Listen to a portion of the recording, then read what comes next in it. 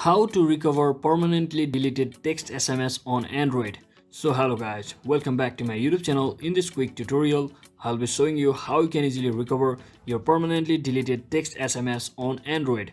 So first thing, simply head over to your messages section. So let me just show you by deleting one message from over here. So let me just delete this messages, which is one of my latest messages over here. So I will just simply click on delete and just click on delete over here. So as you can see, I've just simply deleted the messages. Now to view it, what I will do is simply head over to my settings, and once I inside my settings, I will simply tap on the notification section and just click on advanced settings once again, and from over here you will see this notification history option. Just tap on it and scroll all the way down until you see this messages section. So simply tap on it, and from over here you will be seeing the same option, messages which I had just deleted, as you can see over here in the third section. So that is exactly how you can easily view or recover permanently deleted text messages, SMS on your Android.